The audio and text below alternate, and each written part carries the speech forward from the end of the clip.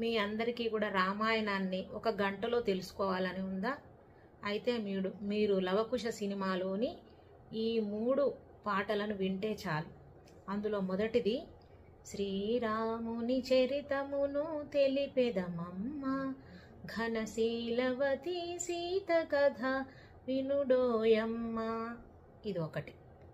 రెండవది వినుడు వినుడు రామాయణ గాథ వినుడి మనసారా, ఆలకించిన ఆలపించిన ఆనందములికించే గాథ. ఇది రెండవ పాట.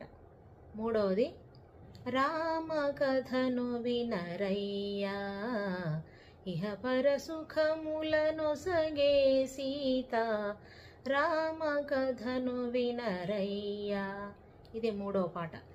ఈ 3 పాటలు మీరు మీ పిల్లలు వింటే రామాయణ గాథ మొత్తం మీకు కంఠతా వస్తుంది.